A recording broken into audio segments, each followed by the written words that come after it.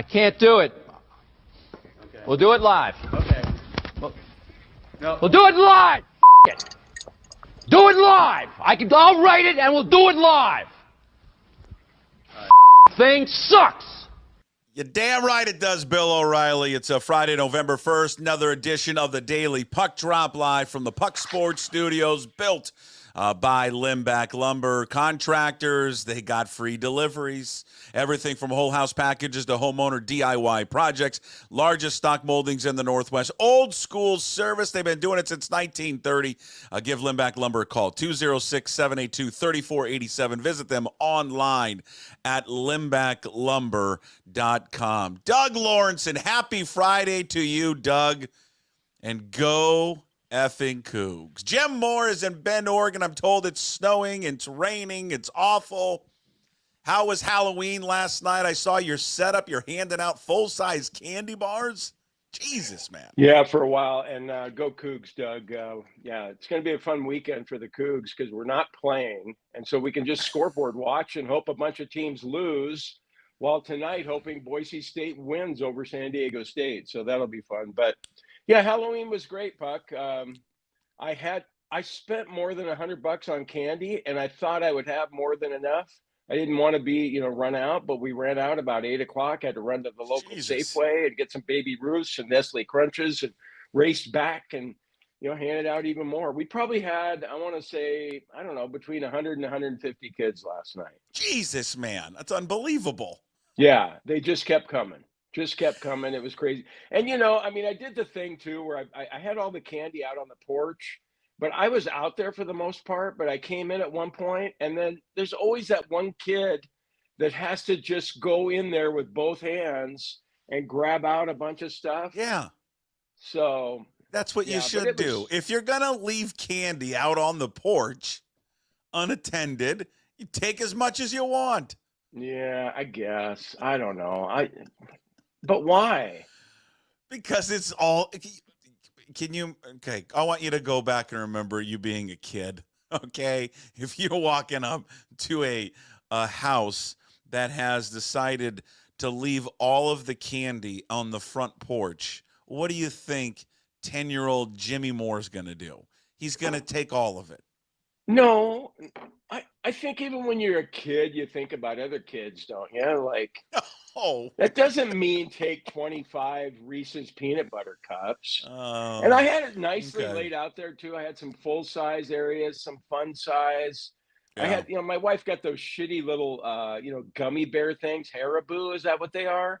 Oh, my wife loves those. That's they come like in her favorite. A little gold wrapper. I saw one kid, I threw it in his bag. And he immediately grabbed it and he threw it in his buddy's bag. I mean, that's how popular those things are. But I even ran out of those things that suck. Yeah. Take as much as you want. Bad form for Goldie. You know what? All you people that say it's bad form, you're lying to yourselves. You did it when you guys were kids. It's such a I love now this revisionist history when you become adults. They did it when they were kids. Is it just me, or are the trick-or-treaters getting older? I mean, I felt like probably. We're borderline grown-ups showing up. I mean, there was a girl there, Puck, last night at our doorstep, and then Kathy said, "Hey, Jim, look who's here." And it was like, I forget her name. But we worked with her at the concert venue. She's 17 years old, and she's trick-or-treating. Now, okay, on the one hand, I'm thinking that's okay. A lot of people on the Twitter timeline were saying, let kids be kids. And, you and I have never grown up, so I kind of get it. But at the same time, when you're 17, shouldn't you be TPing houses and, having a party and, having a couple cocktails? You should be having a couple of pops at a Halloween party is what you should be having. 17, I don't know, at high school, whatever. Fine. There were a bunch of high school kids that showed up. In fact, I think we had more high school kids than little kids. Huh, really? Yeah, it was miserable. It was miserable here. It was awful. It was like 45 degrees. Well, it was just Seattle. It was 45 and it was pounding rain. It was awful. Well, a typical Halloween. It was misty here too. It was chilly out last night. So we get no kids. It's so weird. Where we live, our entire neighborhood is packed with kids except for our street. Our street is not, because our street goes east-west, and then most of the neighborhood is north-south. And so everyone goes on the north-south routes, and kind of like snakes up and down those, but no one comes up our street. I think I had like 5 kids. I see them walking. I've been to your house. You're in the neighborhood. But the one street we're on is like no one walks on it for trick-or-treating. They go past our block down like below, and then that's where like the majority of the trick-or-treating takes place. Whatever, it's fine. But it's a weird deal, isn't it? Because there's like a little science involved, because you don't want to get too much candy and have too much left over, but you don't want to be short either. And so it's a lot of guesswork that you're trying to figure out. And then I want to get candy that kids like, but I don't want to get candy that I like so much that if it's left over, I'm going to eat it. Like I don't want to get Almond Joys, though. I don't think people like Almond Joys. And I know that I wouldn't eat them if I had them left over. Yeah. But no. God, I'm disappointed in myself, though. I told myself that I wasn't going to just gorge on candy, but how many did you have? Oh my God. I would have hated to have counted. But it was I don't know, at those little miniature peanut butter cups, I probably had 20 of those. Oh, easily. Because you always eat those and you think, okay, well, this isn't too bad. I'll just have a couple more. And then before you know it, you're up to 20. And then the fun size ones, I probably had 6 or 8 of those. And then, the late run that I made with Baby Ruths, and I don't like Nestle Crunches, but I got them anyway. I probably had 6 Baby Ruths, the little fun size ones. Yeah. So, shockingly, I didn't feel bad when I went to bed. I thought I'd feel crummy. Of course not. It's Halloween. It's trick or treat. It's Halloween. You shouldn't feel bad. Yeah, the vampire, he came home, and he and when I picked him up from his buddy's house after they had been out for like forever, I think they went out, started at 5:30, got back at 9:30. That's a good run.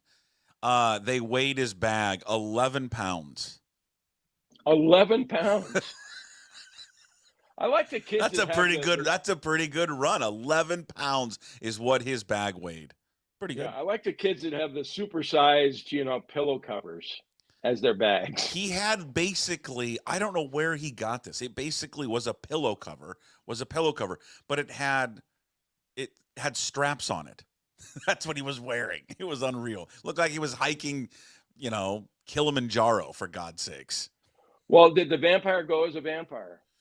No, he and his buddies dressed up as monkeys with crowns on.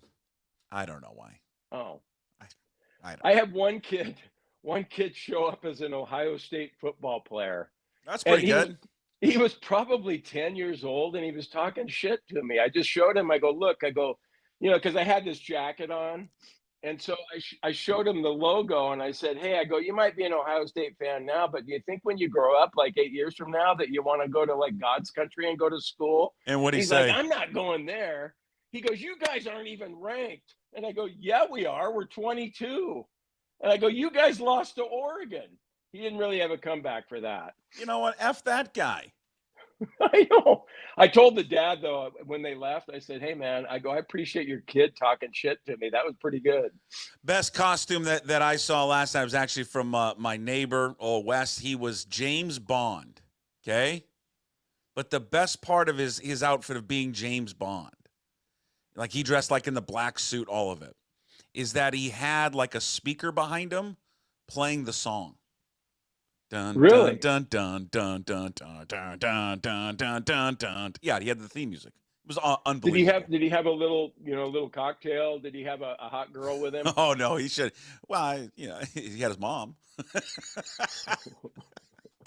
Well, okay. He did not have a cocktail with him. No. I'm hesitating to bring this up about what Mikey and Stevie wore last night to whatever party they went to. If it's controversial, I don't want to hear about it.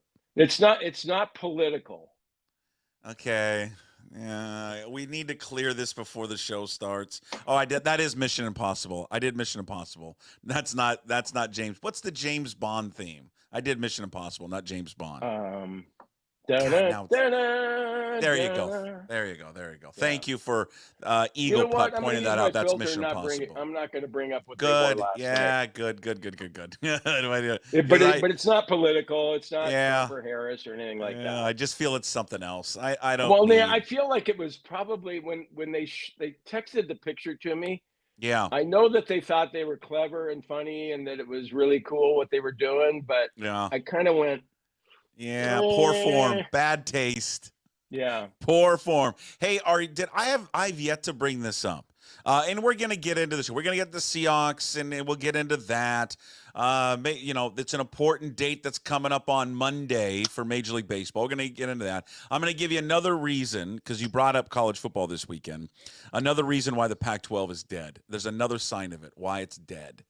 And it's going to hit home this weekend. I'm not going to bury the lead. I want to jump into it right now before I get into another question I'm going to ask you. Well, actually, I'm going to save it because we have huge news on the basketball team for our school, Washington State, the Fightin' Scrappin' Cougs. But before I get to that, are you dressing up as Santa? That's the big news. No. I'm going to get to the other big news. But are you really dressing up as Santa? Yeah, there's this girl that I know in town that works for the old mill, that old mill area, the kind of shopping center. Yeah. And she suggested that I might make for a good Santa.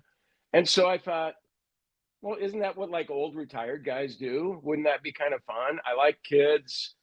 Ho, ho, ho. Hey, Johnny, what would you like for Christmas? And yeah. So you're gonna do like the mall Santa. Yeah. I cannot We're having wait. Santa orientation Monday. Oh no, wait, November 11th. Oh, yeah. And when are you going to be doing this? For how long? And if there's anyone that lives in Bend, Oregon, that is a fan of this show, I need video. I need pictures. I'll pay you. I will pay you cash for videos and pictures. And I want to take your kids to sit on his lap. I want adults to sit on his lap. I want one of your kids, get one of your kids to drink as much water and pop as possible. Oh yeah, I want one of you. Might wet their pants on Santa's lap. Yeah. No, I'm looking forward to it. I like the Christmas season, and you don't get paid for it. Apparently, they give you a gift bag. You get no money for this. What I thought was funny is that it's only Friday, Saturday, Sunday, and they're only doing 3-hour shifts. And I think the reason they're doing 3-hour shifts is that most of us are old and they probably feel like, God, Santa's got to go to the bathroom, So when is this taking place? When are you do you know your schedule yet? I think, they're going to have one of us, come in on a helicopter, and it's not going to be me because I get motion sickness, and Santa puking would not be good. No. Yeah. Okay, so so you don't know you don't. Day after Thanksgiving, I think will be my first day. And this will be where in Bend again? At the Old Mill District. The Old Mill District, okay. Yeah, kind of right there where the amphitheater is, where the river is, and there's restaurants and bars and shops there. Yeah. Sugar Shane says on the chat, I'm going to go take a trip just for that. How much? Yeah, I don't know, Sugar Shane. You tell me, how much is it worth for you to go down there? I don't want you to drive down there. There's got to be someone that listens to this, watches this, that lives in Bend, Oregon. If you live in Bend, Oregon, I need you to get on down there, and I want you to go sit on his lap.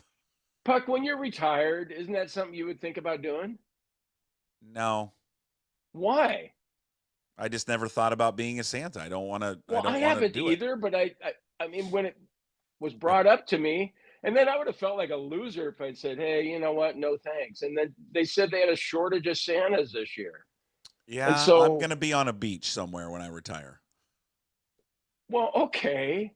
Yeah, I'm not. It's never occurred to me. 12 months out of the year. You think you're really going to be on a beach somewhere?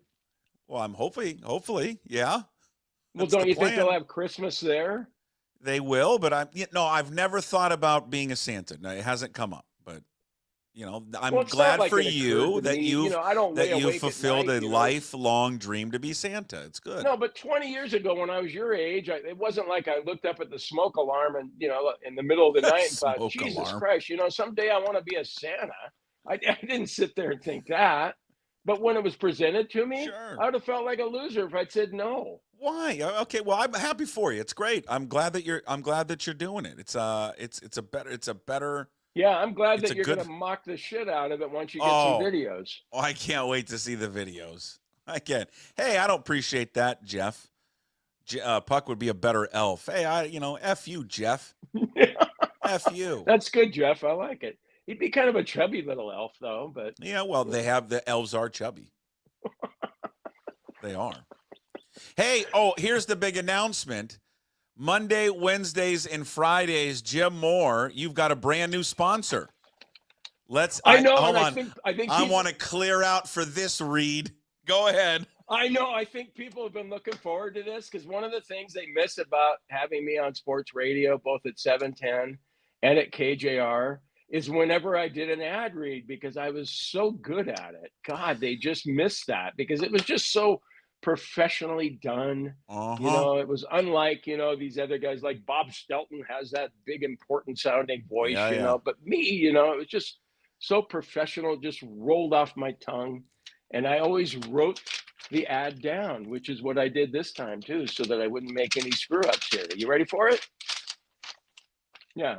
Okay, you're more than ready for it. You're getting ready for the Oscar music, aren't you? And Pretty you've soon. got a big announcement coming up too. This is just kind of the semifinal part of the announcement. Oh, we've the Pucks Posse. We've already done that, but we'll touch on it. But go ahead. What you're brought to you by Monday, Wednesdays, and Fridays. Jim Moore is brought to you by. Yeah, Brian Turner contacted me, and I really want to thank Brian. A Clean Streak is the name of his exterior cleaning business, but he also has another business that he wants to focus on called Bright Owl Lighting, which is a Christmas lighting business. They'll decorate your home or business with Christmas lights. It's a full service designing, installing, maintaining. They do it all. They'll put them up, they'll take them down, and they'll safely store the lights for next year. How's this going, Puck? Pretty good so far?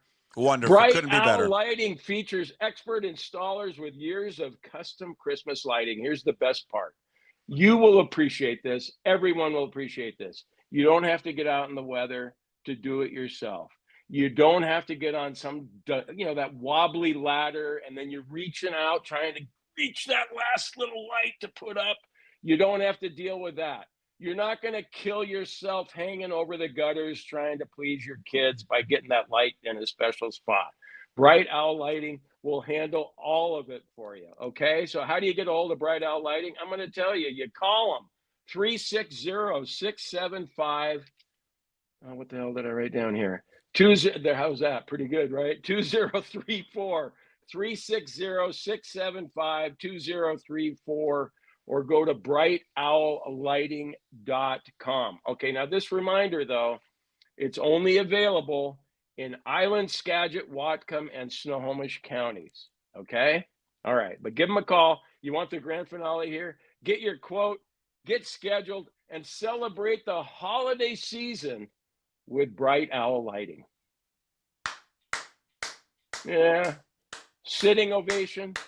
But Brian Turner's really cool, man. He's a lot like you and me. He's completely unfiltered. He wanted to be a part of the podcast. Good. So really appreciate Brian getting on board with us. Well, there's the website. We're sharing it right here. Bright Owl Lighting, brightowllighting.com will bring you Jim Moore, the go-to guy. Monday, Wednesdays, and Fridays. You get a quote. Phone number is up there as well. If you're listening, 360-675-2034. Again, the website, brightowllighting.com. Again, we'll bring you the go-to guy. Monday, Wednesdays, and Fridays, professional lighting by expert installers. I don't like doing this. I hate putting up lights. It's miserable. Does anybody like it? No one does. I like to get out there and do it, but I always look at it when it's done, and I'm going, the guy down the street, you can tell that he had it professionally done, and it looks so much better. So, yeah, if he could come all the way down here to Bend, I would hire him. Yeah, well, get him to come all the way down to Bend. Yeah. Get him to say, hey, come on down. Well, okay. Yeah, I'll ask him about that. He might do it. He could do it. You never know. He might. But you know what, Puck? He's really excited about. He's a Good. longtime listener, and so That's it's great. good to have him with us. Well, thank you, Brian. Appreciate it very much. Again, Bright Owl Lighting, and he's got another company, but we want to focus in on just Bright Owl Lighting right now, and we'll get to. He's got another business, a window cleaning business that we'll touch on as we get probably past the holidays, right? I would assume. Yeah, it's called A Clean Streak. It's exterior cleaning business, and acleanstreak.com. Okay. Hey, you know what? You know what's been going on we got Troy Wins coming up in about 20 minutes or so. Have you followed this like Seahawks fan base story? Like that everybody's been writing about it. How everyone's writing about how the fans are awful now, and everyone's selling their tickets, and yada yada yada. Right? Everyone's got the same talking points. Have you noticed that? Like it's been like for the last 2 weeks, it's been this it's Seahawks a good story to write, though, because of course they haven't been winning at home, and it relates to the fans, and so I'm sure they're getting all kinds of clicks, and that's why they're writing it. Yeah. But it's such BS, though. It's such a dumb narrative. Why? I'm going to tell you why. Like everyone's coming up with all these ideas of why, there's all these opposing fans at games now. And like Lumen Field isn't the same home field advantage as it once was, right? What are they? They're 15-15 at home their last 30 games, right? Yeah. And they lost their last 3. Yeah. Their record at home, their record overall the last 3-4 years is 29-30. You want to know why people aren't showing up? Because the team's not good. That's why. It has nothing to do because the fans are bad. It has nothing to do because that doesn't, the tickets. That doesn't get you to 1,000 words, though. I know, but I'm going to just tell you more about it. It's such an it's so overblown. Like I went to the game last week. I mean, there were a ton of Bills fans there. I mean, right? There just were. I'll tell you why. Because it's one of the craziest fan bases in the NFL. It just is. It's nuts. And they pick that fan base like Seattle fans, like Seahawks fans, pick one trip a year, right? One trip a year that they go to. That's their one trip. They wanted to come out to Seattle. So that's why there were a lot of people. That's why there were a lot of people coming out to the game, okay? But here's the deal. Like, I hear this, Lumen Field's being overrun by opposing fans. No, it's not. It's not being overrun by opposing fans.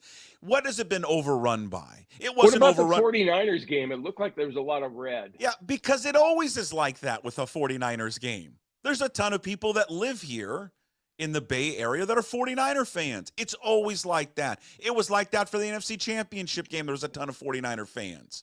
Were there a lot of Giants fans here this year? No. Were there a lot of Jets fans here a couple of years ago? No. Do a lot of Rams fans come here? No. Broncos fans first game of the year? No. The Dolphins game, I didn't see a bunch of Dan Marino jerseys around. I didn't notice it. What else? Cardinal fans? Do Cardinal fans storm this stadium? Did Browns fans come here 2 years ago? Commanders, Titans, Lions, Bears. There's literally, these are the fan bases that has made everyone feel like it's being infiltrated. These are the fan bases. The Bills and the Steelers. Yeah, but we're talking about two of the franchises that just travel like crazy to games. They just do. So my point is this. Are people selling their tickets? Well, yeah, they're expensive, and if they're not going to go to games, should they give them up? Well, fine. I mean, I get that. But this narrative that it's being overrun, I don't buy it. I don't buy it. I think we're letting a game. You got somewhere to go, Jim? Or are you okay? Or I had to let the dog out. Okay. I just think that this storyline and this narrative is just, it's really overblown. And what I think it is, the issue, and then I'll shut up. I was going to say what's overblown is how long you're talking about this, but go ahead, keep going. It's so overblown because it's low-hanging fruit. It's low-hanging fruit to like bash fans rather than bash the team. The people aren't coming because the team isn't good. That's just the bottom line, and it's just like, so we have to blame someone. So instead of blaming the players or the team, let's blame the fans because they're selling their tickets, and I'm mad because they're selling their tickets. I don't know if it's, well, number one, as a former beat reporter, you're always looking for something to write about, and you're always looking for something that relates to fans, and you're hoping they'll read it. And that was just was it low-hanging fruit? Yeah, but if I was covering the team, I mean, what do you think Condotta and Michael Shawn and Greg Bell shouldn't have written that story? No, I think I didn't say that. I just said it's a low. I think we are making way too much out of this storyline.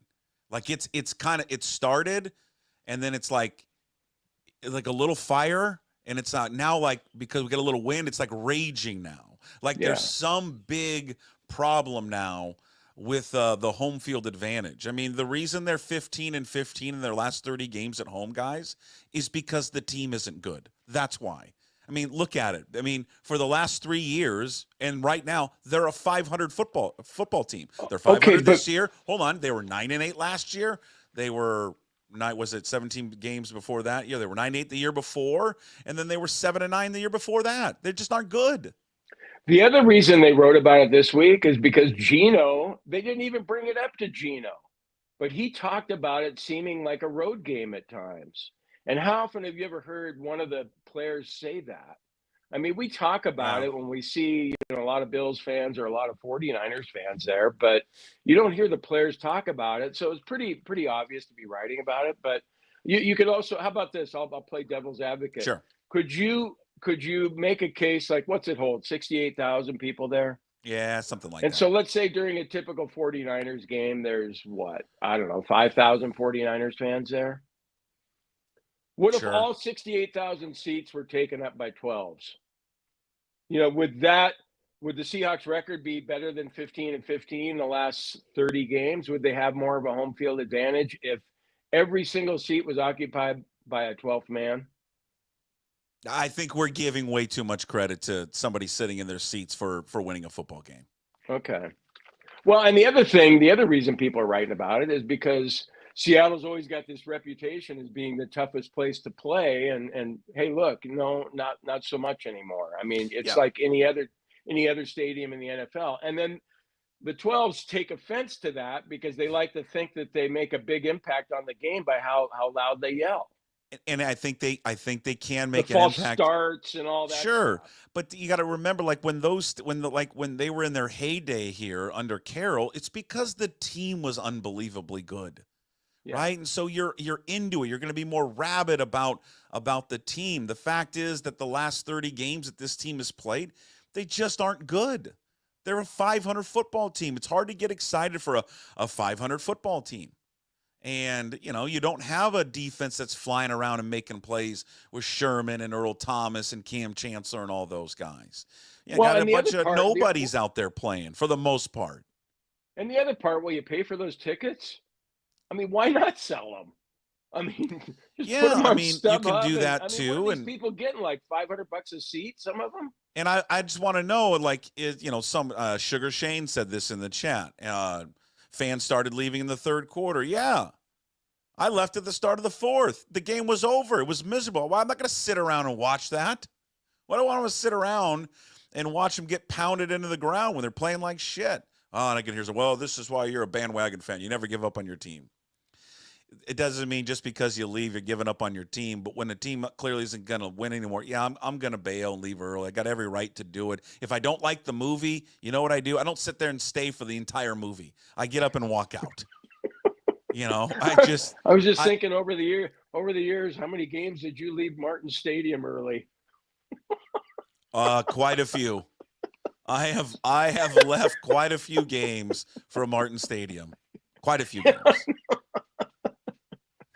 Yeah, the 2008 season, I think there were a lot of empty seats before the game even started. Jesus, yeah. I mean, you got to give, the team's got to give them a reason to be there and stay and root and be loud. Yeah. And since, this is why they made a coaching change, is because this coaching staff under Carroll wasn't giving them anything to root for. Just they weren't. And they were a middle of the pack football team. Nothing excited about. Now, had they, had started, if they weren't 4-4, they win that Giants game. And I didn't like this idea that the crowd wasn't into the Giants game. I didn't get that. I didn't get that at all. I watched it at home, and I thought the crowd was into it from the get-go. At least that's just what it appeared to me on TV. You know who didn't think it was an important game? The players. The players are the ones that lost that game, not the fans. The players did, because the players came out flat, and the players and the coaches thought, you know what? We're going to kind of cakewalk through this game. We're way better than them. And they got their asses kicked because I think the players felt that way. I don't think the coaches ever feel that way. Yes, I think, yes. Maybe not the coaches. I think the players felt that way. I think the players, if they admit to themselves, went into that game thinking, we'll be fine. What are you guys going to do tonight? What club? Is there any clubs around here we're going to hit up? Is Kirkland still got the Shark Club over in Kirkland? Is that still open? Are we going to hit that tonight? My wife's out of town, so I'm going to hit up that cheerleader that's over there. Just all of it. There were some of us that knew that before the game even started and took the Giants in 7 for $100. I recall. And there's some of us who did not, and cost us $100. Yeah. Okay, you done ripping on the fans? No. I'm not ripping on the fans. I'm not ripping on the fans at all. I'm defending the fans. I'm ripping on these people that think it's okay. Do you think there's going to be a bunch of Rams fans there this weekend? Not necessarily. They don't even have a home field. There won't be. They're not going to be any. They're not going to be any. There are not going to be any Rams fans there this weekend. There's just not. It's you got one of the most popular, crazy, intense fan bases that were in your town last week. That's just the way it is. It's like when the Seahawks go travel to Arizona or whatever, when the Seahawks in their heyday, you just have a rabid fan base. And they came out here, and I talked to a bunch of them. I was sitting at the Central Saloon, and they were packed in there. And we talked to all of them, like, where are you from? I'm from every one of them except one. We talked about 10 of them was from Buffalo. One was from Oregon, but was from Buffalo, but now lives in Oregon. And this was their trip. They wanted to see Seattle. They came out here. It's like a college, Buffalo fans are like a college fan base.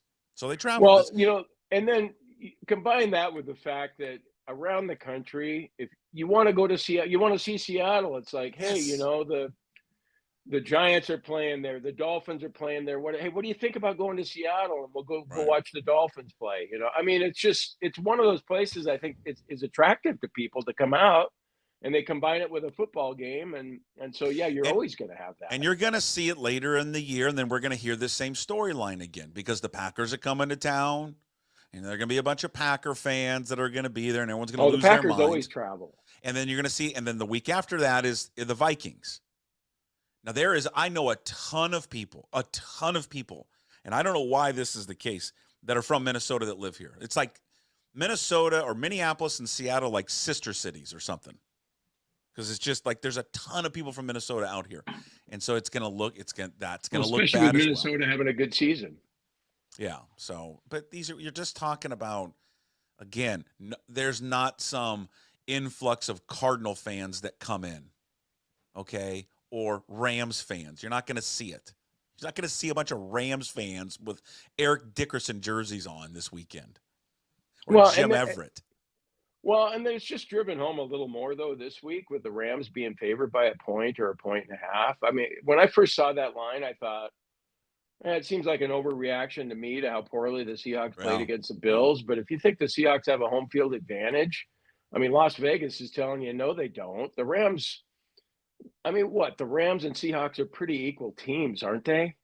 Well, they really think they're a 3-point favorite because remember, I went over this with you. It's like, because the new Vegas line for home teams now is not 3 anymore. It's 1.5. When was the last time the Rams were favored in a game here? No, I don't know. But the Rams, the Rams always give these guys problems all the time. Yeah, they do. just every time. Hey, speaking of the Rams, I want to play this for you because he was great. I had Lofa Tatupu on yesterday. God, Lofa was so good. So good. He's so good at this, and hopefully we can have him on again. But I asked him what his key would be against the Rams coming up on Sunday. I'm sick and unleashing the hounds on Stafford. He's old. He's a great quarterback, but I'm not saying hurt him, but he's been hampered by injuries over the last few years. But I'm not letting him get comfortable, And anyways, we're going to have 8 in the box to stop the run to start. I mean, yeah, Kupp and Nakua are back, and they got a couple other weapons too. But if we sit back and we try to get cute in disguise, it's going to be a long day because this has got one of the guys like Gino with one of the quickest processors mentally. He gets the ball up. I know at their end, this is where you go with the ball. He's got that kind of processor mentally. And so just line up and let him know what you're in, but then just bring that funk, man. You better get nasty and just hit everything moving. Yeah, Lofa was great yesterday. This guy's got his hands in everything. He's got a podcast, all-day podcast he does. He's part owner, or he's a collaborator with a brewery out on the east side called Savage Brewing. And then he's partners with another Seahawk on a cannabis farm called 1937. This guy does everything. Podcast, beer, and weed. Freaking triple threat, baby. Remember that basketball? Triple threat. You're going to shoot, pass, or dribble. You think he was high when he talked to you? I would hope so. I was. Okay. Now can I bust? Someone asked me in the chat. Can I bust Lofa's balls a little bit here? Sure. Like he knows the game, right? I mean, he played the game. We love Lofa Tatupu. Here comes but what great analysis. He said, get after Matt Stanford. Oh, yeah, well, come on. Come on. Good. Oh, okay. Let's rush the quarterback more. Okay. He was saying blitz. He was saying blitz him. You're Matt Stafford. Yeah. Right? Like you're back in the pocket and you're going, geez, I've never seen this blitz coming at me here. I wonder how I deal with that. Oh, I throw it over here instead of over here. Okay, great. I mean, I get it, you want to get him off his spot, Lofa, right? Is that what Lofa's telling us? Okay, I guess we're not having Lofa on the show anymore. Come on, I can That's give you awesome. that shit. Give you that. Guess we're not having him on anymore. Great. Thanks for ripping. Thanks for once again ripping a guest. You pull out that video like it's some special, like, oh my God, I hadn't thought of that before. Just pointing out what he said in the game. His pot business and beer business. Yeah. My God, he's sitting back getting stoned, going, hey, I think they should rush Stafford a little more. I thought it was a great analysis. Get after the quarterback. Jesus. Can you ever do a show where you don't rip somebody that we bring on? Am I wrong? I mean, I can give you that. You can't, but that's okay. Who are the Seahawks playing next week? They have a bye next week. Okay. Well, whenever the next game is, whoever the quarterback is, they should rush him more. They should. It's not what he was saying, but okay. Okay. All right. I don't even care if anybody else is amused. I just amused myself there for a few minutes, if you don't mind. Yeah. You think Brian Turner's wondering why he signed up? Well, yeah, I mean, never mind. I was going to say something that I won't. Go ahead. Come on. No. Come on. I was a wise ass. I want you to be one. No, I'm good. Lofa Tatupu interview is up on all the podcast platforms. So please download it today. Okay. I'm going to give you another reason of the Pac-12 being dead. The last games that kick off on Saturday at 5:00. I saw that. That bummed me out that there wasn't a late start. Yeah. Last games: SMU, Baylor, TCU, Nevada. Baylor versus TCU, Pitt at SMU, Nevada versus Colorado State. 5:00. So these games are over at 9:00. It's just unbelievable. No Pac-12 after dark. Huh? No Pac-12. Yeah, no Pac. Yeah, after dark. No Pac-12 after dark. No, it's all over. All right, let's talk a little gambling this weekend. And joining us right now to talk gambling, it's our handicapper, Troy West from TroyWins.com. Troy, how are you, sir? Doing good, guys. How you guys doing? It's a beautiful day in Seattle, isn't it? It is a great day in Seattle. Jim, do you want to rip Troy for anything? He's a weekly guest. You might as well get it out of the fucking way before we move on. Go ahead. Oh God, Troy, I'm in trouble once this podcast is over. I think I'm going to have a talking to from. I hope Bright Owl Lighting enjoyed their one day. All right, hey Troy. Troy, let's revisit. Troy, let's revisit last week on your lock of the week for USC, but they are playing a Rutgers team that has looked horrendous as of late. This is a tough travel game. Friday night, short week for Rutgers. Give me USC minus 13.5. I love this game. Had it circled for a while. Find a casino, Jim, or get on your local app. Make some of that money back you've lost. I love the Trojans tonight. 42-17, minus 13.5. Trojans. You almost freaking nailed that. The final was 42-20. I know, and on a couple other podcasts, I called 42-20. I did. I called it 42-20. And I've got a lock this week. We're going to call the score right, Jim. So hopefully they got a sports book in Bend for you. Okay. We're calling the score right this week. All right. Before we get to your locks of the week, tell everybody at TroyWins.com. Troy, what are they going to get when they sign up there? Yeah, we've got a great special going on right now. 7 days, $7. That includes everything. There's no gimmicks, no upsells. We do UFC, college football, NFL, you name it, we cover it. College basketball's right around the corner. We cover that. We cover absolutely everything. Prize picks, prop bets. That's TroyWins.com. On the Instagram, it's Troy West. Okay, let's jump into the games. College football slate is kind of it's just weak. I mean, there's going to have one game this week that's going to obviously be the highlight game. The big noon kickoff. We're in the Big Ten. Penn State, Ohio State, Nittany Lions getting 3. Who do you like? I like the Nittany Lions. I think a lot of public money is going to be all over Ohio State in this game. They went on the road in Oregon, lost that game. Penn State, that place is going to be rocking. Penn State's a much better team at home than they are on the road. Give me Penn State in a dogfight, 24-22. I like Penn State as a dog at home. Okay, love it. Hey, what about the quarterback situation, though, at Penn State? I think he's going to play. He's going to play, and I think their defense is going to be tough. I just think, you're going to give me 3.5 points at home in that environment. I'm going to take that all day long. All right, another game. It looks like you like a big dog this week. Louisville getting 10 against Clemson. Yeah, Clemson's been playing great football, and I love what they're doing. I think it's cool. I know Dabo Swinney gets a lot of crap, but I love what he's doing, not using the transfer portal. I think it's awesome. Louisville's a really good football team. 10's a lot of points. This is a great ACC matchup. Give me 10 points. Louisville hangs within the number. I like Clemson to win 31-27. I'll take 10 points here.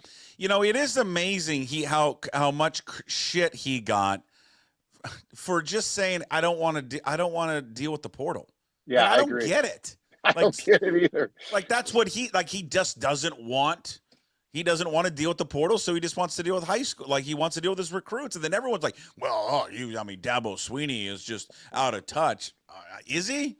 I don't know. Well, if you look at it, even this year, he got blown out week 1 to Georgia, but they've been killing teams this year. They've been absolutely killing teams. He's never used the portal, and I love the way he recruits. He's like, I cannot look these kids in the eyes and then replace them with the transfer a year later, right? I'll be honest with you. I respect his stance on it. I do. I do too. Georgia and Florida, the world's largest outdoor cocktail party. Georgia favored by 14.5 over Billy Napier's crew. Who do you like?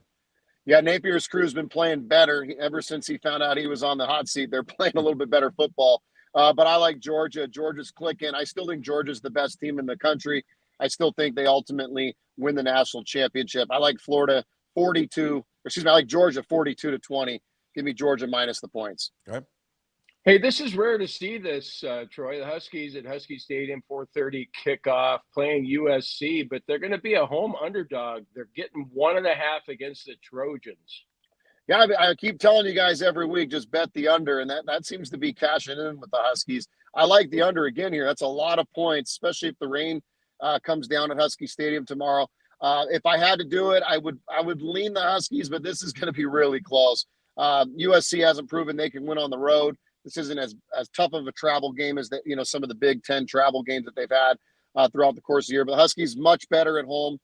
Give me the Dogs as a slight underdog, but my money will be on the under yet again. You're a Husky fan. Would you rather see Damon Williams play over Will Rogers? It's a tricky one. I think he deserves the play, but how do you go to a kid like Will Rogers? You talk him into transferring. You give him $650,000 to sit the bench. I think it's a really tricky scenario, right? Because I think it would be a huge disservice to Rogers to bench him. He doesn't deserve to be benched.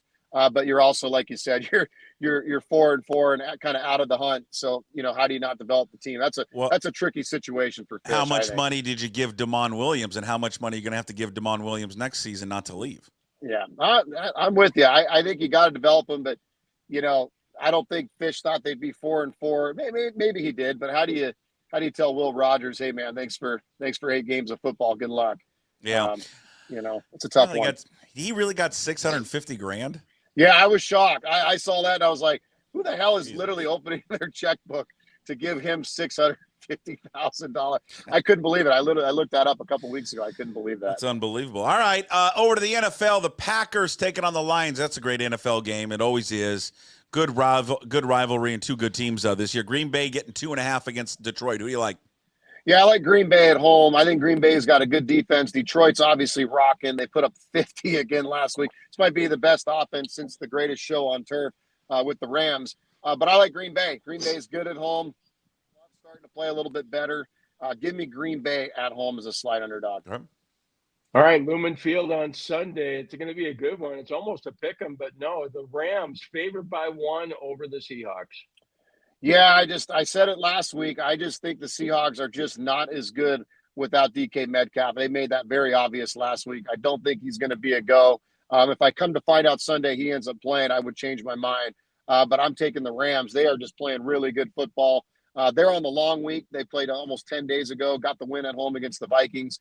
They're healthy right now. That offense is deadly. When Kyron Williams is going, Puka, Kupp, Stafford, give me the Rams. They love playing here in Seattle. Close football game, 28-24. I'll take the Rams. I'm going to write this down. 28-24 Rams. 28-24 Rams. My mind would change if DK ends up playing, but the fact he hasn't practiced, I don't see him going. Yeah, well, and we should know probably in a couple hours what his Friday designation will be. All right, your lock of the week. We mentioned that you nailed it last week with USC and Rutgers. The 42-17 call is 42-20. Your lock of the week this week. You're going to the NFL. Who do you like? Yeah, Jim's gonna hate this. I hate to do it, but I'm fading Gardner Minshew this week. Give me the Bengals -7. They're at home. Joe Burrow's come out and said, vocally, this is the biggest game of the season. They cannot slip up again. This is a good Bengals football team that sits at 3-5. They're going to be hungry at home. The Raiders are in just this massive turmoil. They don't know who they are.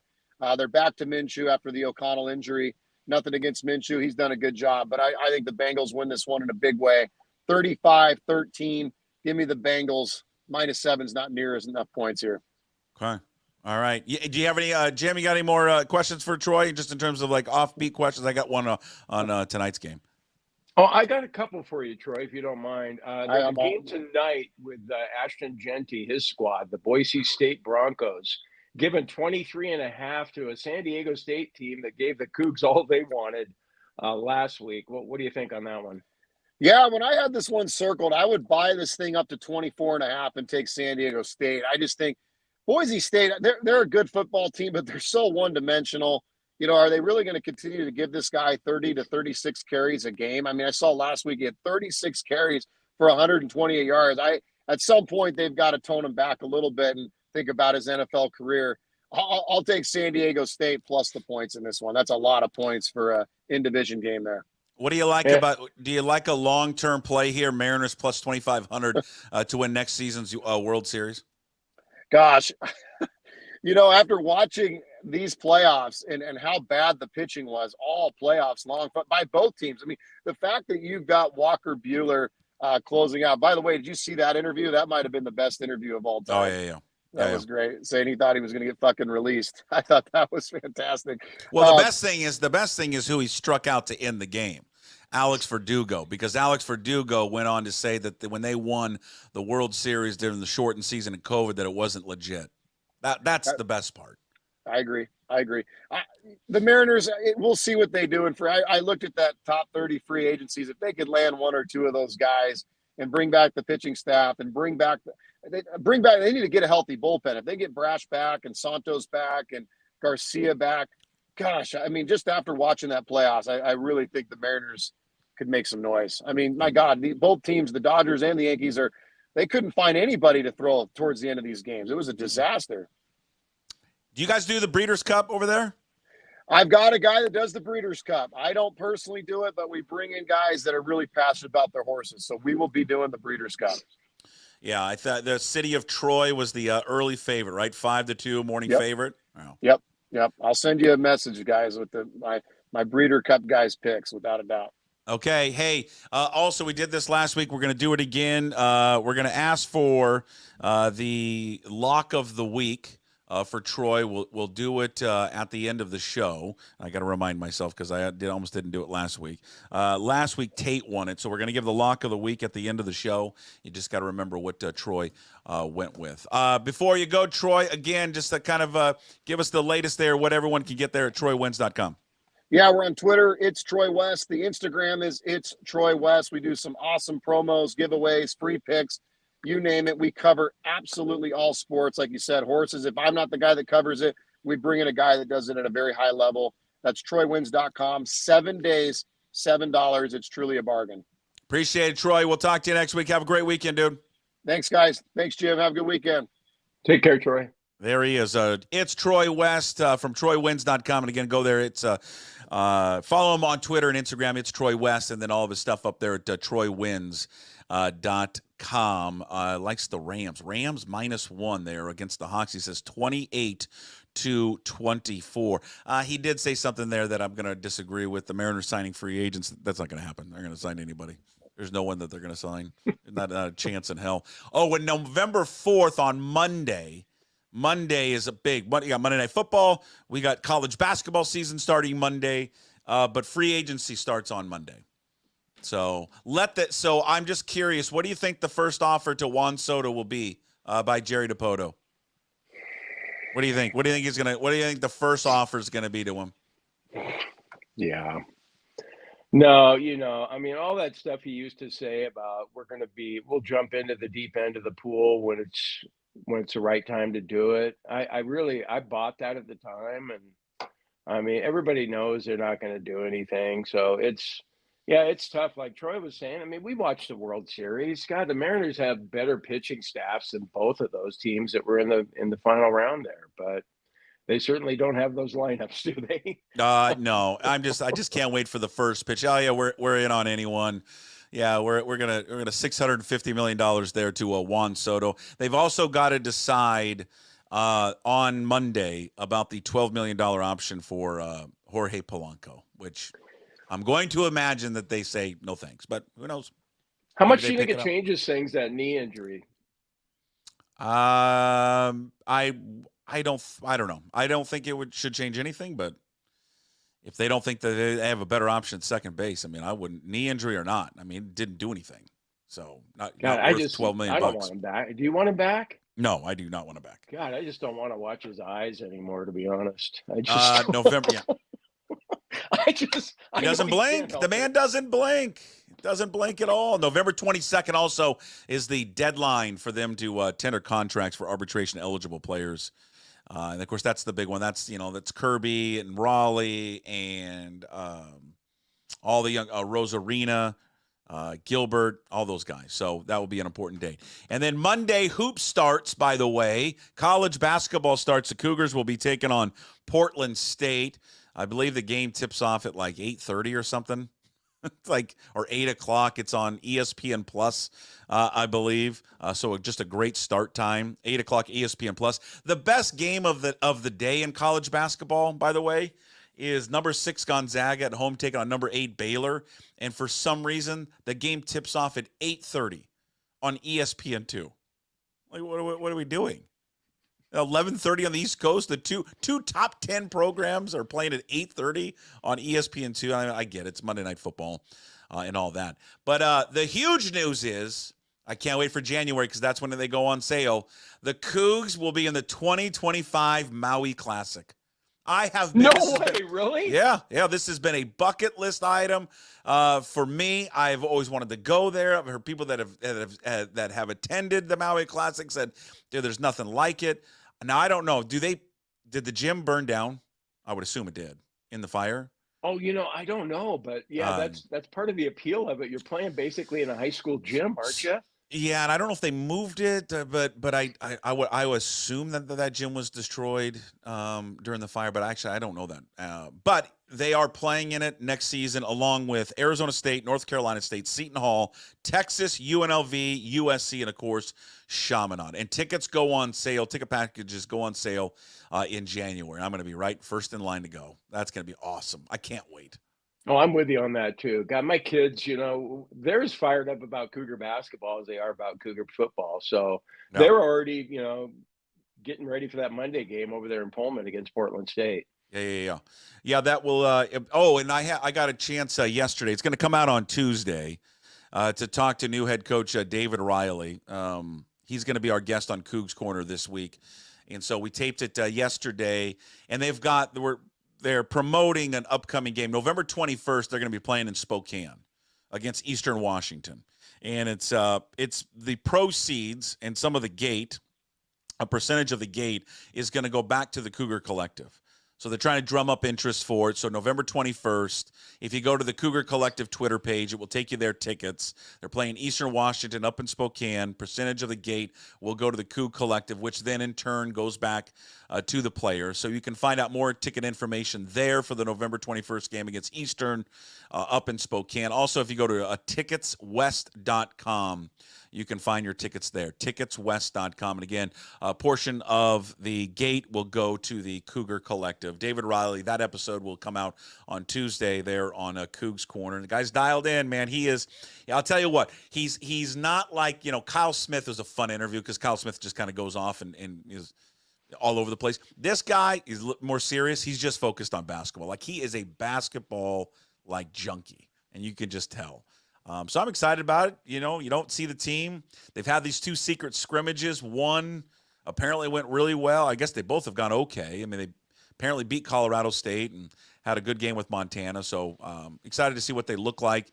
He just described it as like it's going to be more up-tempo, more offense, everyone sharing the ball, very European-like style of basketball. So I'll be looking forward to see it on Monday as David Riley and the Cougs make their debut. You ready? Yeah, I heard you talking to Jamie about that. I listened to the old Crimson episode without Paul Sorensen and without myself, and I heard that 20 wins might be in the cards for the Cougs this year. The basketball team did not appreciate though the shots that you took at Paul and myself not being there, and how it was the best old Crimson show that you've done so far. It was wonderful. Like, it was more informative and insightful and all that bullshit, just Jamie. I don't think I used insightful. I didn't say that. You didn't say that. You said informative, though. Knowledgeable. Oh, knowledgeable. It was nice to hear someone who knows the team. I kind of had to agree with you because I can't name a Cougar offensive lineman. I mean, Jamie has all the names and stuff. I just talk out my ass on that thing like I do on every other, podcast or show that I'm on. That's the beauty of it. All right, you ready? We got Chris Egan coming up here in a bit. You ready for Friday voicemails? Yes, always. How many? We got four. No, we got four voicemails. We've got appearances here on Friday voicemails. We have appearances from Jed Fish, Geno Smith, Jen Cohen, everyone's favorite mailman, Cliff Craven, excuse me. Okay, are you ready for a voicemail? Yeah. Friday voicemails. Here we go. We now go to a glass half full Jed Fish press conference. Let's go to Softy first, who's apparently Yoda for Halloween. What's up, Softy? Jed, 4 losses you now have. Playoffs you appear to be out of. Motivation, how will you keep? Hey, that's a great question, Softy. You know what? I looked into this. All the teams that made the playoffs last year had 4 losses or more. The Ravens had 4. The Cowboys had 5. The Bills had 6. The Steelers had 7. And oh, by the way, the Chiefs won the whole damn thing, and they had 6 losses. So, yeah, we're not out of this shit. Hold on before we get to Gino. Have you noticed this about Jed Fish lately? He hasn't talked a lot about the NFL plan, right? You haven't heard a lot of NFL talk from Jed Fish lately, have you? No, you haven't. Wonder why. Wonder why we haven't heard about all the NFL connections that he has had there over the years. Hey, by the way, you want to hear a fired up podcast? You want to hear a fired up Jordan Reffitt? Go listen to this week's Puck the Huskies podcast. I mean, this guy, him and Elise were on something. They were livid. He specifically, and livid, not at Jed Fish, but livid at Kalen DeBoer. It was a fantastic go. I just sat back and I tried to fight not laughing during the whole thing. I don't think I'd have been able to restrain myself. Yeah. I'll check it out. I love Jordan and Elise, so I bet they're doing a great job. Oh, he was fired up. All right, here we go. Voicemail number 2. Gino from Dino. Hey, Gino. So, old Gino's stepping up the old bar game after these last few weeks. Double Boilermakers. So, call me and ask you guys. Just imagine if you had board ops that kept plugging everything to an outlet and frying your head. That's the way old Gino feels. Balls hiked to the moon. Mind tripping me. Damn.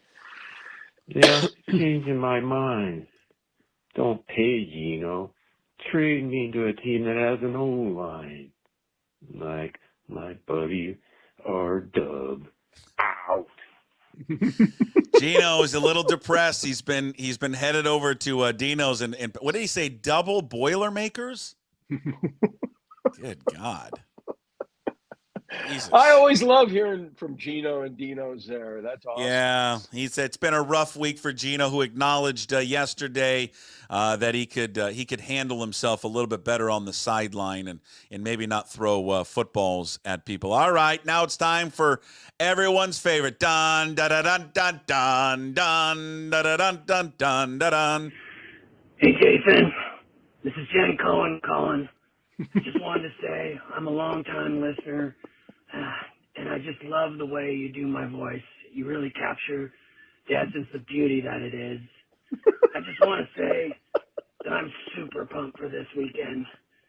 I got my camels packed, my bikini waxed, and I just popped the old keister with the Ozempic shot. As a long-time listener, I do have one request. I want, once a month, Mikey and Stevie Moore to come on the show. Because, boy, they sound delicious. Jesus. So it sounds like Jen Cohen wants to make a run at Mikey and Stevie Moore. Oh, yeah. I think Mikey and Stevie can do a little better. I can't wait to see her. She looks great. Sunshine's been good for her. The hair's been great. God, I miss her. Can't wait to see her this week. And I hope they have a one solo shot camera on her the entire time. Honestly, like seriously, what do you see in Jen Cohen that you find so attractive? Beautiful. Just a beautiful woman. What? Just beautiful. She's beautiful. The hair? You like the sun, does she smoke at all? I think she does. She has to have smoked in the past to have a voice like that, doesn't she? The sun-kissed skin, all of it. The bullshit about the purple and gold and the dog father. I love her. Bother you?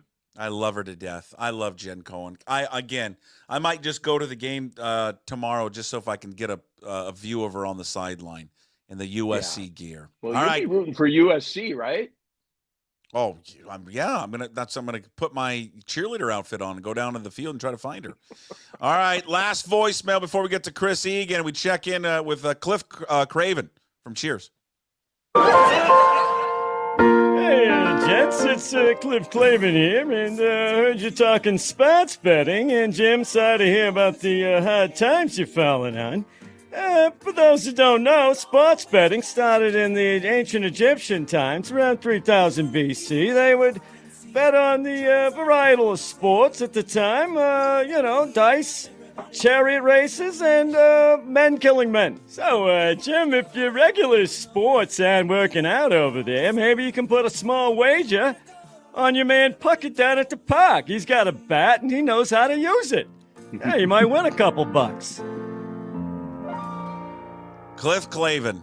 That's a pretty good Cliff Clavin. If you ever watched Cheers back in the day, that's pretty damn good. I have a confession. I've never seen a Cheers episode. So when you said the mailman Cliff Craven or Clavin, I didn't know what you were talking about. You have no idea. You've never watched an episode of Cheers? Or Seinfeld. Huh. Well, yeah. Go watch. Well, then that didn't hit. That didn't hit you. That didn't hit you like I thought it was going to do. I thought you would be a big fan of Cheers. Cliff Clavin. Cheers is a great show. Literally, the show takes place in a bar. It's every day these guys after work go to this bar and sit around and have beers. That's the entire show. Yeah, it's unbelievable. And I never saw one. I don't like canned laughter on shows. Oh, okay. Yeah, that's my explanation. I like what he had to say, though. I think if you had to set a line on you with the bat the other day on the Ballard playfield against a guy that put his dogs in the car and came back and probably had a gun, you would have been I don't know, a 23-point underdog. If he had had a gun, it would have been. If he had a gun, it would have been bad. Yeah, guns beat swinging bats every time. Yes, you don't really get a swing in with the bat. Yeah. I would have been done. All right, that's it for you. We'll see you back on Monday. Again, Jim is brought to you by Clean Streak Professional Window Exterior Cleaning Services. Also, Bright Owl Lighting, professional Christmas lighting expert installers. You can go check out the website, brightowllighting.com for more information. 360-675-2034. Jim, we'll talk to you. Are you going to call me later and bust my balls for the loaf of comments? I mean, should I have the ringer on my phone so I see it? I'm good. Enjoy your weekend. Hopefully we'll see you on Monday. There he is, Jim Moore, joining us Monday, Wednesdays, and Fridays. Now we got to turn our attention. It's a Friday visit with the one and only. It's Chris Egan from King 5, who joins us every Friday to put a bow on the week. Brought to you by Fat Zach's Pizza, 3 locations, Sumner, Puyallup, South Hill, home of the original No Big Dill Pickle Pizza. You can book one of their 3 food trucks, catering, birthday parties, graduations, corporate events. Fat Zach's Pizza on Facebook, Instagram, and, of course, FatZachsPizza.com. Follow him on Twitter, Instagram, Chris Egan 5. Of course, all of his work up at King5.com. How are you, sir? Can you believe Jim Moore's never seen Cheers? Puck, I'm about as shocked by those comments as the Seahawks run game right now. The fact that he has not seen Cheers or Seinfeld. I mean, where was he during the 90s and the early 2000s? I mean, Seinfeld was – my wife and I recall working in Medford, Oregon. I started in Klamath Falls. Then I went to Medford, Oregon.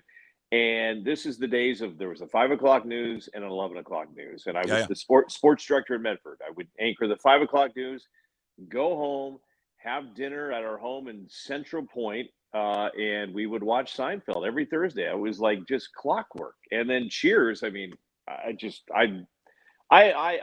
baffled that. And next thing you know, he's going to say he hasn't seen the movie Star Wars. I'm just at some point you have to question people that haven't seen these shows. I agree.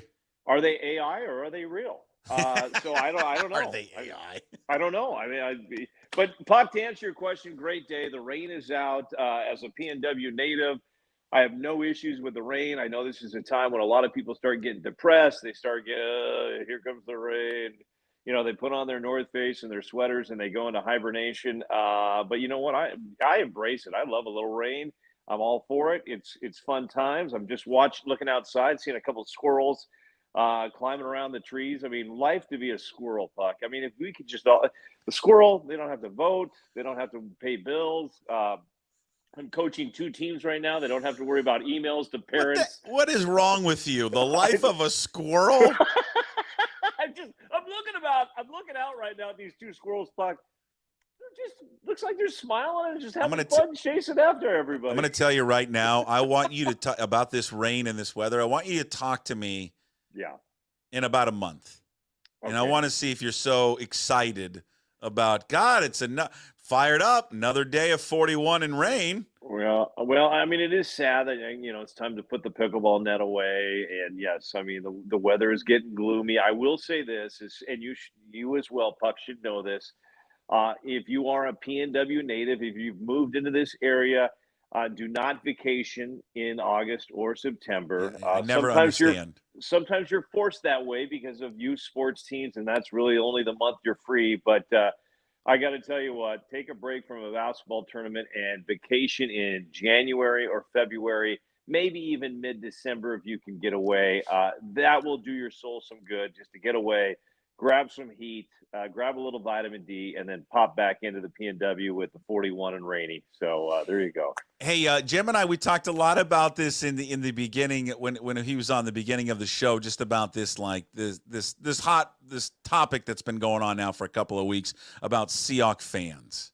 Oh yeah, selling their tickets. It's not the home field advantage it once was. Yada yada yada. What's your take on it? Well, I think the team and the fan base have a little, it's going to be an interesting Sunday with the Rams coming to town. I think they definitely are going to make a statement here.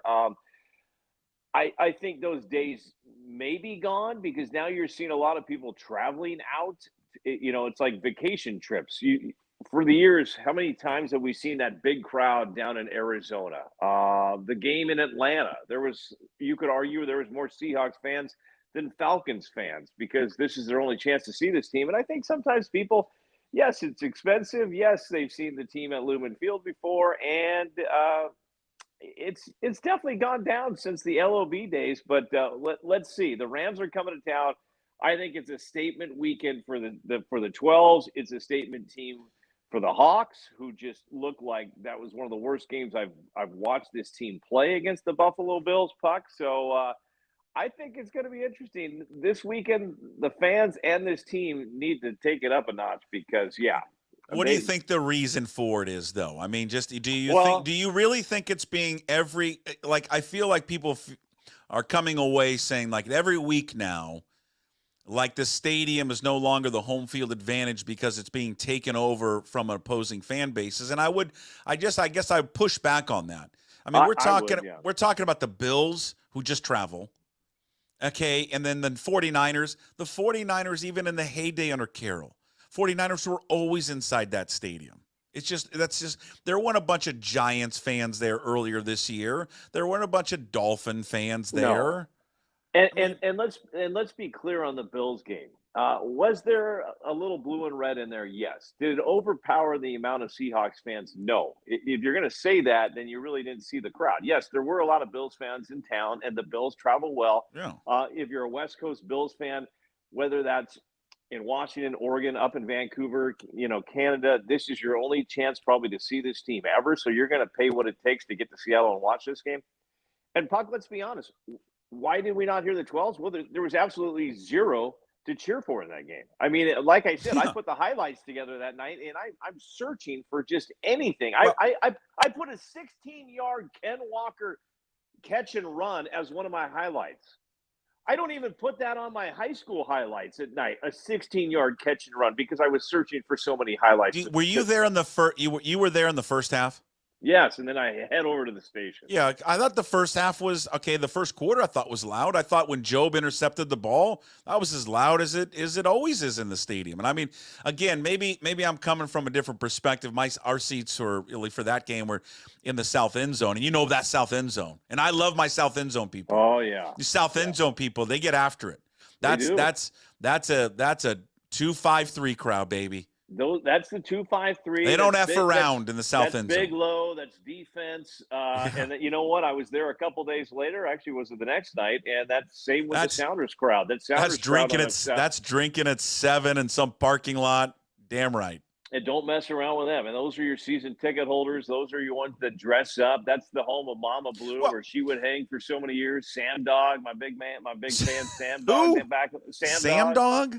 I love Sam Dog. Who's that? I don't know who that is. He's usually in the corner of the end zone, but the reason I love him is that his mom was one of my kids' teachers, so he knows me. So every time I come out into Lumen Field, Egan, Sam Dog is here, and I'm like, Everybody needs a Sam Dog out there. I love Sam Dog. The Seahawks Nation knows Sam Dog. Okay, I don't know who that is. I need a picture of Sam Dog. Sam Dog. Hold on. If can I find him like on the internet, Sam Dog? I think you probably could. You could. I mean, Sam Dog is just one of those guys. All of a sudden, he'll just show up everywhere. There he is with Marshawn Lynch. There he is. I mean, he's just. I don't know how he gets his money and he gets to all these places. Is but it God Sam or Some Dog? Some Dog? Sam. Sam Dog. Yeah, I don't know. Okay. Okay. All right. I'll get some photos for you. Is Seahawks still around? Seahawk, I believe, is out there. Yes. Okay. And then, you know what's interesting, Puck? I don't know how much you get he is. fans. I just found a picture of him. Of Seahawk? Then you got Mr. and Mrs. Seahawk. You got Kenny Burns, Greg. Those two are I mean, there's so many diehard fans out there. It's fun. Hey, look at Seahawk. Look at him. Oh, yeah. Look at him. I mean, if you look like that, Puck, I dress like that to a game too. Wouldn't you? Look at this guy. Yeah.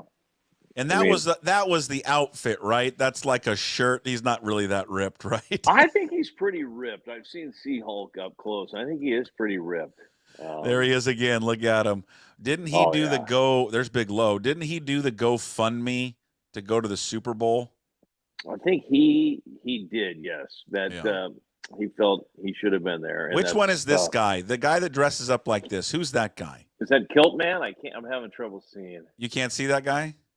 I'm looking. Right here on the right-hand side. Yeah.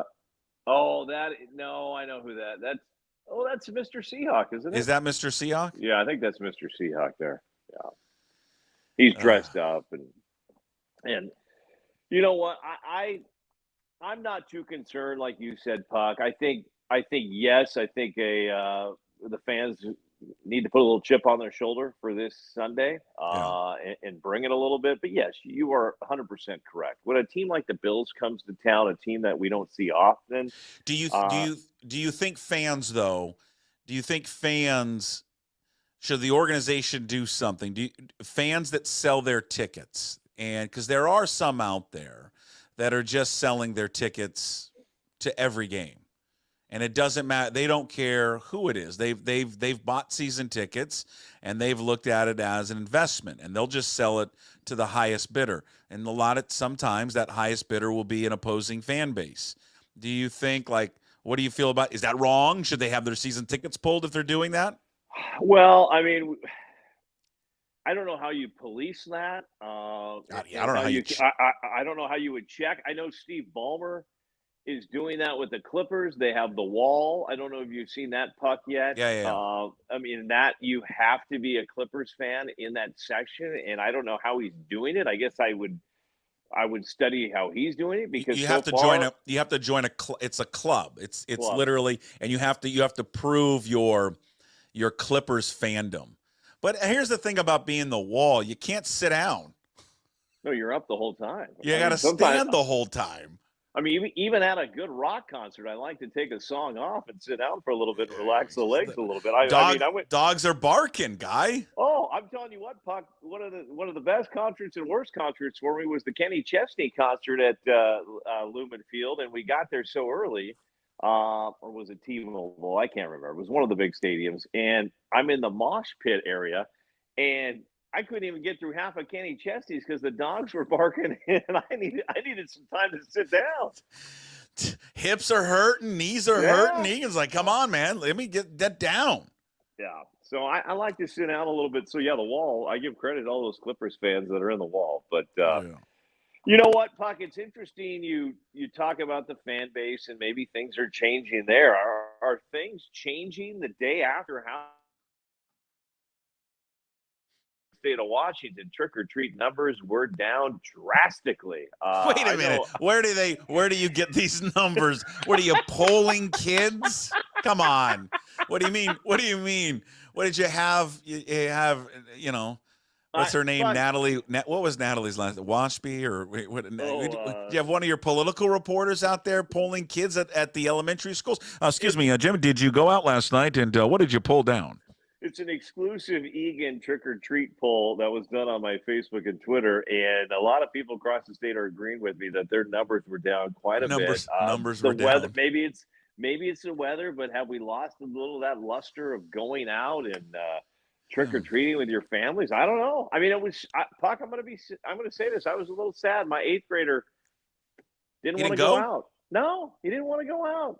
And then I see my niece, who's a junior in high school, and she was going out. So I'm like, maybe his parents, maybe that's my problem.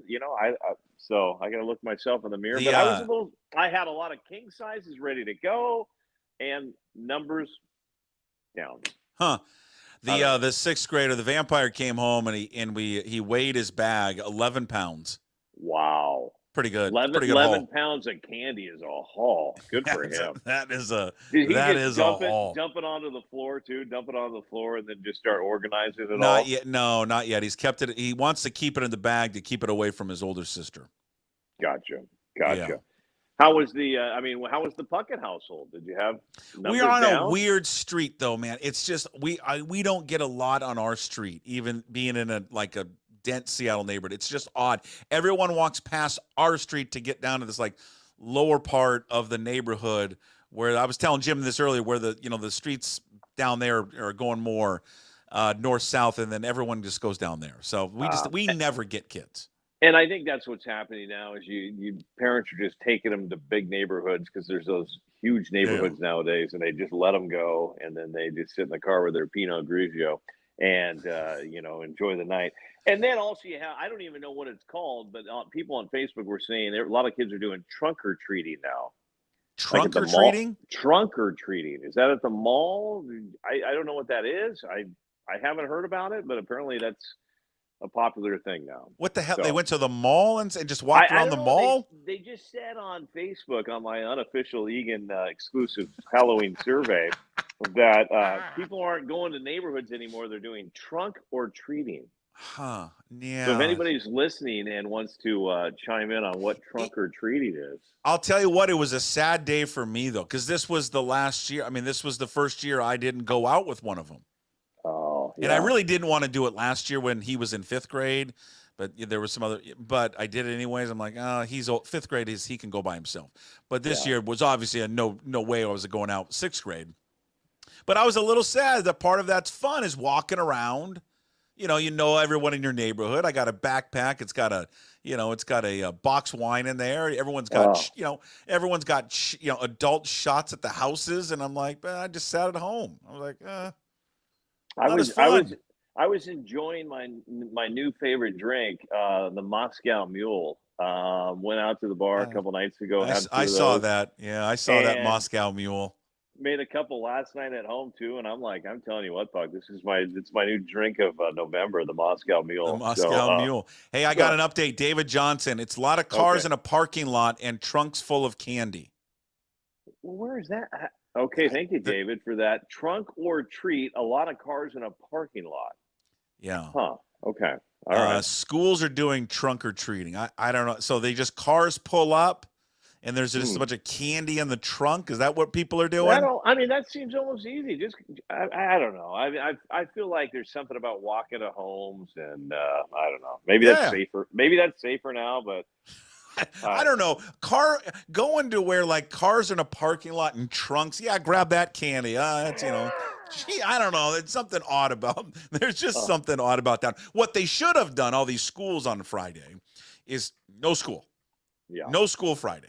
That's the problem is you got school tonight. I mean, my kid had 2 tests. Maybe that was one reason he didn't want to go out. He had a couple tests going on. So, I mean, it's tough. I will say this, Buck, as we talk about the 12s and whether they're going up or down, whether trick-or-treating is going up and down, I will say this. I need to give a shout-out to Sumner High School. They last Friday, Puck, and if anybody's listening and has a kid growing up and going up to high school and you want to know, gosh, you just gone are the glory days. Oh my God, Puck. I've been doing high school football for 15 years, and I could argue that was the greatest big game I've ever been to in my life. And when I say greatest for me, I'm talking about environment, just the fans, were they into it, were parents there? And I sat back and I thought about this, why was this so good, and could other schools do this? And yes, they could. at 4 o'clock, I think it was 3:30 to 4:30, they had a parade through downtown Sumner. Now, not everybody has that luxury of a small downtown to do that, but that was awesome. You had all the old timers out there along the streets. Pretty simple parade. You just take your band, your cheerleaders, and every class had a float. Thought that was really cool.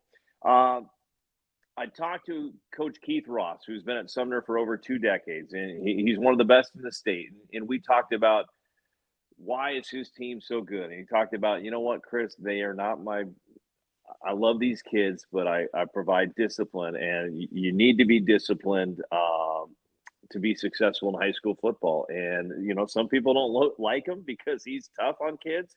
And but his kids show up. There's the parade right there. I mean, All right. Look at this. This is pretty cool. They had a parade?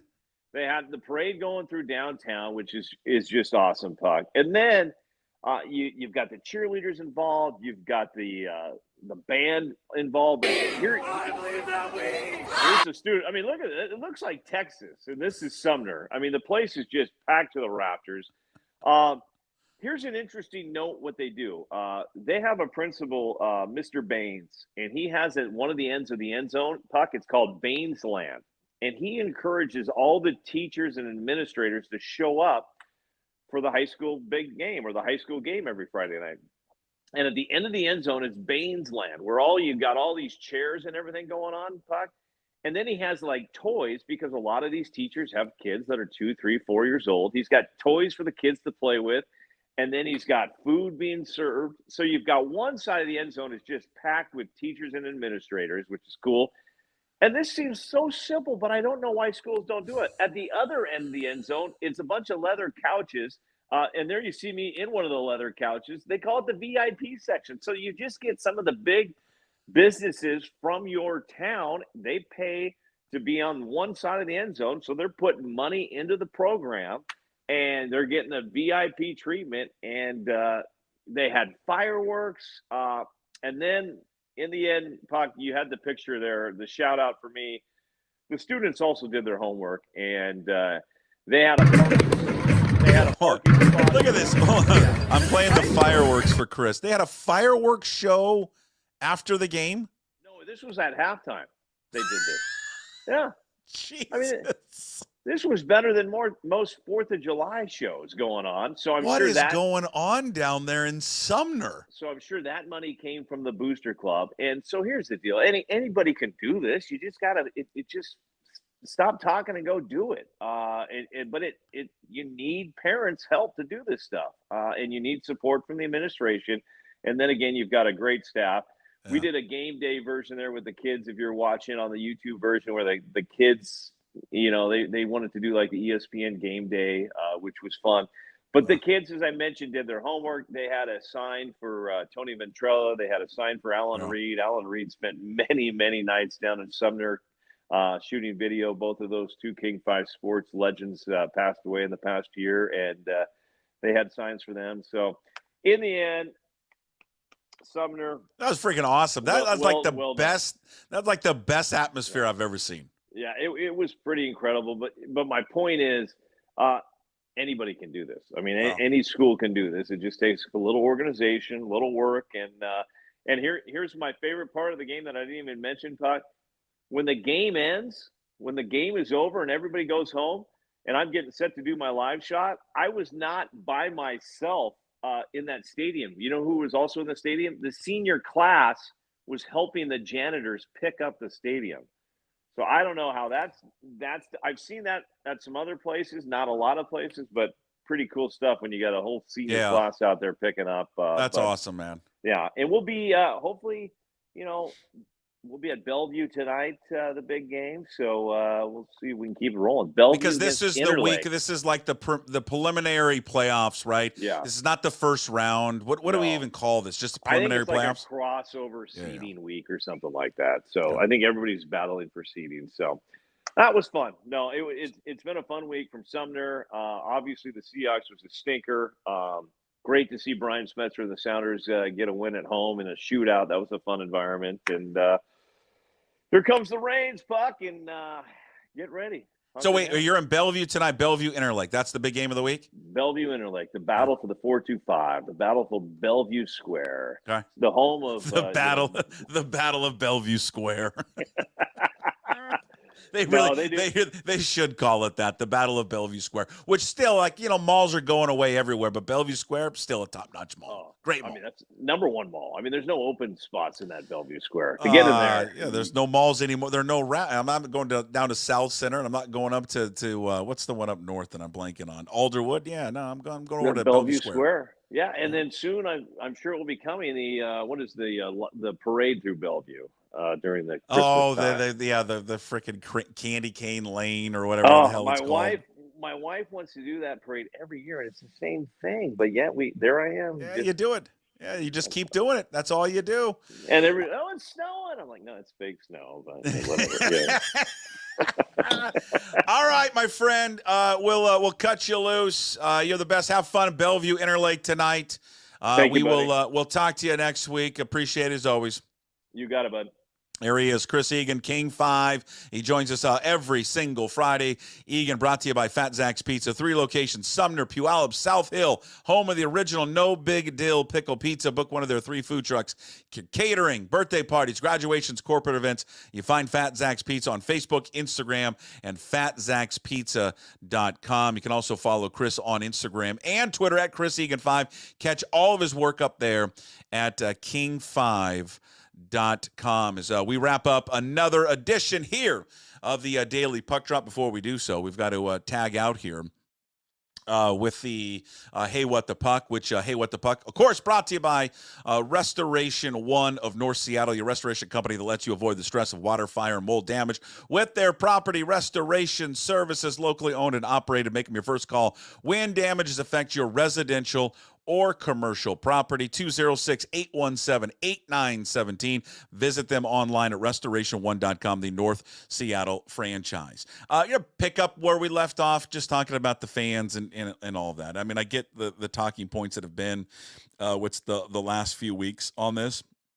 I don't think it's some growing epidemic with this Seattle fan base, nor are there issues with it. Would you rather see Seahawks fans sell their tickets to Seahawks fans? Yeah. Well, I mean, what no one's going to tell you when they bitch and moan about this are the people that run the secondary ticket market. That's the issue. That's the issue. Okay, it's those people. If you want to be really mad, it's the people that work at those secondary ticket marketplaces that buy all the tickets and then they sell them. They do not care at all who buys those tickets at all. Now, are there some Seahawks fans that sell their tickets, and it may be to a Bills fan? Yeah. Or to a Niners fan? Yes. But the biggest violators are the big secondary ticket scalpers that are doing it. That's the problem. But you're not going to hear that from some people because, whatever, they got an interest in it. But that's at the heart of it. But again, it's economics, it's capitalism, it's all of it. I just think that the team is struggling. They're 4-4. They've been a 500 team here for the last few years.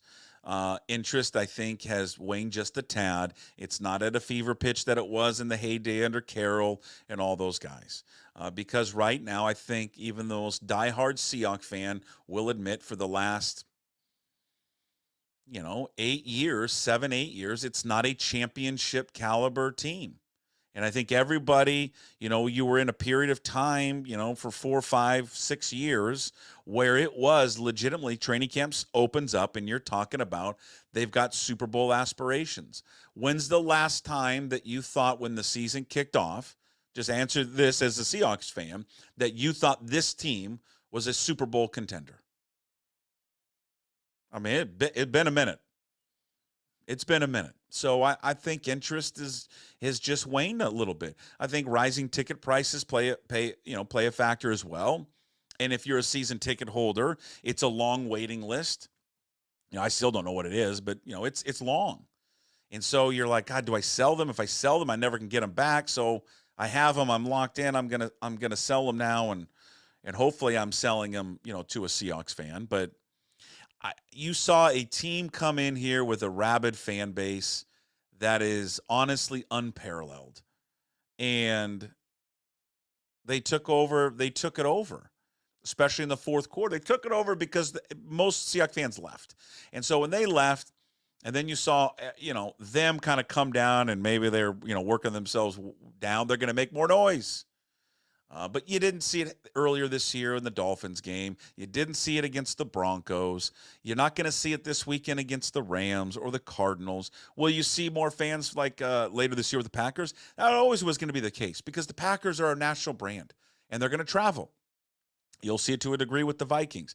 I just think it's a product of the teams that you have faced have this great following that comes with them, like the Steelers a year ago.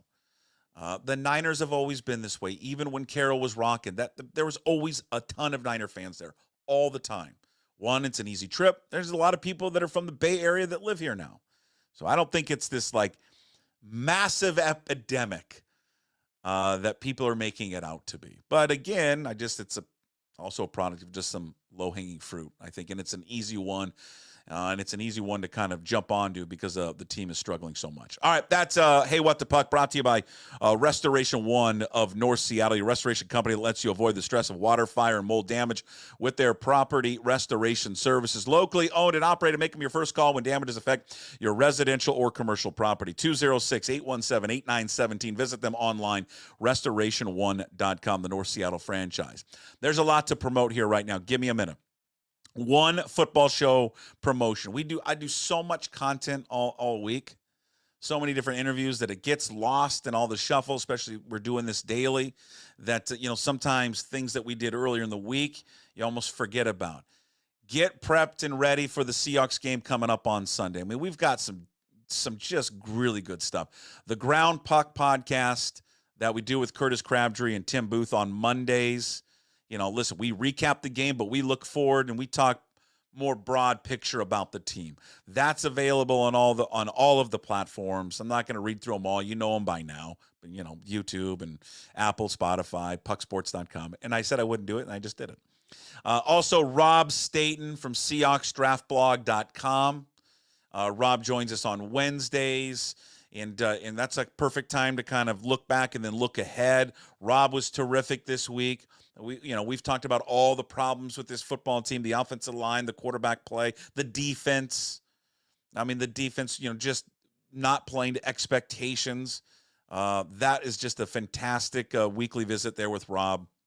Also, we Lofa Tatupu on yesterday, former Seahawks linebacker. He was great. All-day podcast. He got the Cannabis Farm 1937. He's got Savage Brewery that he's working with. Lofa was great yesterday just in terms of the breakdown, keys against the Rams.